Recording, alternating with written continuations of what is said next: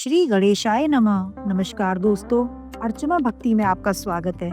दोस्तों, आज हम आपको पार्थिव शिवलिंग के घर में सरल विधि से पूजा करने की विधि को बताएंगे कि किस प्रकार हम पार्थिव शिवलिंग का घर में निर्माण करें और पूजन करें, और उसके बाद हम उनका विसर्जन किस प्रकार अपने घर में ही कर सकते हैं। तो इसके लिए हमें कुछ घर में चीज़ों की आवश्यकता पड़ेगी, तो उन्हें हम पहले से ही एकत्रित कर लेंगे, क्योंकि अगर सामान उठने के लिए सामान को इस्तेमाल करने के लिए हमको अगर बार बार उठना पड़ेगा तो हमें पूजा हमारी जो है वो खंड हो जाएगी।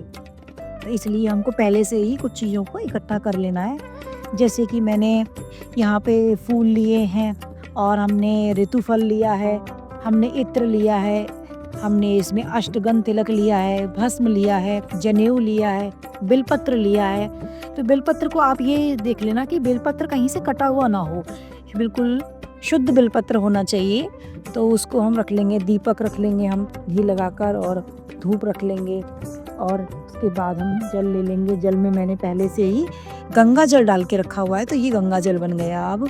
और उसके बाद हम कच्चा दूध लेंगे, थोड़ा सा, ज़्यादा की ज़रूरत नहीं है हमें, पर थोड़ा सा कच्चा दूध हम संभाल के सुबह अपने जो भी हमारे यहाँ आता है तो उसमें से हम बचा के रख लेंगे पहले ही। तो शिवलिंग पूजा में सबसे पहले, पार्थिव शिवलिंग के निर्माण से पहले सबसे पहले हम दीपक को प्रज्वलित करेंगे, क्योंकि देखिए दीपक जो होता है वो हमारी पूजा का साक्षी होता है। तो सबसे पहले हम किसी भी पूजा में सर्वप्रथम हम दीपक को प्रज्वलित करते हैं। तो दीपक को मैं यहाँ पर रख दूंगी, और अब हम इस गमले में, मैंने पहले से ही थोड़ा पानी डाल दिया था जिससे गमले की जो मिट्टी है, पौधे की मिट्टी, वो थोड़ी नरम हो जाए। तो मैं यहाँ पर थोड़ी सी मिट्टी लेकर शिवलिंग का हाथों से निर्माण करूँगी। और इस तरह शिवलिंग का निर्माण करने से हमारे जो कहते हैं भाग्य की रेखाएं होती हैं वो भी बहुत अच्छी हो जाती हैं, और जो भी हमारे भाग्य में कुछ बुरा होता है वो भी भगवान का शिवलिंग निर्माण करने से वो सब खत्म हो जाता है, और नए भाग्य का निर्माण होता है। तो शिवलिंग को अपने हाथों से बनाने की जो महिमा है वो बहुत ही दुर्लभ है। तो इस प्रकार हमने पार्थिव शिवलिंग का जो निर्माण अब कर लिया है। तो अब हम इनको गमले में रख देंगे और इनके पूजन की तैयारी करेंगे। अब इसके बाद जैसे ही हमारे ये शिवलिंग पूरी तरह से मिट्टी में अच्छी तरह से रख गए हैं, तो अब हम इसमें गंगा जल, सर्वप्रथम सबसे पहले हमने जो मिट्टी, जो हमने लोटे में गंगा जल बनाकर रखा था, सबसे पहले हम भगवान को गंगा जल अर्पित करेंगे। इस गंगा जल को अर्पित करते समय, कोई भी चीज़ अर्पित करते समय हमें ओम नमः शिवाय पंचाक्षरी मंत्र का जाप करते रहना है। और इसके बाद हम गंगा जल भगवान को अर्पित करने के बाद हम कच्चे दूध को भगवान को अर्पित करेंगे। तो थोड़ा सा कच्चा दूध हमें डालना है, बहुत ज़्यादा हमें नहीं डालने की ज़रूरत है, क्योंकि हमारा गमला जो है उसमें जो पौधा लगा हुआ है बेलपत्र का, वो फिर ख़राब ना हो जाएगा, हमें ये भी रखना है। तो उसके बाद फिर से हम भगवान को गंगा जल अर्पित करेंगे, थोड़ा सा गंगा जल अर्पित करेंगे, और इसके बाद हम भगवान को इत्र लगाएंगे। तो इत्र मेरे पास यहाँ गुलाब का इत्र है। अगर आपके पास गुलाब के इत्र के अलावा और कोई भी इत्र है तो आप उसका भी इस्तेमाल कर सकते हैं। मेरे पास गुलाब का इत्र था तो मैंने वही इस्तेमाल कर लिया है। गुलाब का इत्र लगाने के बाद हम भगवान को त्रिपुंड लगाएंगे। इत्र लगाने के बाद त्रिपुंड लगाएंगे। तो त्रिपुंड लगाने के लिए हमने यहाँ पे अष्टगंध का इस्तेमाल किया है। तो भगवान शंकर को अष्टगंध तिलक लगाया जाता है या चंदन का तिलक लगाया जाता है। तो मैंने यहाँ पर अष्टगंध का इस्तेमाल किया है। यहाँ पे हम भगवान को तिलक लगा लेंगे। देखिए, पूजा करते समय हमें हमेशा भगवान के मंत्र का जाप अवश्य करते रहना चाहिए।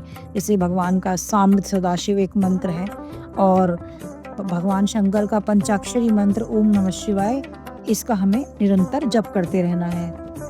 इसके बाद हम बेलपत्र पर, तीनों पत्तों पर हम अष्टगंध तिलक को लगाएंगे, और बेलपत्र को उल्टी तरफ से यानी चिकनी तरफ से हम भगवान शंकर को अर्पित करेंगे इसको। तो अब बेलपत्र भगवान को बहुत प्रिय है, तो बेलपत्र का इस्तेमाल आप ज़रूर से ज़रूर करें। और उसके बाद हम यहाँ पर भगवान को, शंकर को भस्म अर्पित करेंगे। मेरे पास भस्म रखी थी तो मैंने उसका इस्तेमाल किया, और मैं भगवान को भस्म अति प्रिय है तो मैंने भगवान शंकर को भस्म अर्पित की। इसके बाद हम भगवान को फूल अर्पित करेंगे। आपके पास जो भी फूल हो मेरे पास यहाँ सफ़ेद फूल था, तो मैं भगवान शंकर को, क्योंकि सफ़ेद फूल बहुत पसंद है, इसलिए मैंने उनको सफ़ेद फूल अर्पित किया। इसके बाद हम भगवान को जनेऊ अर्पित करेंगे।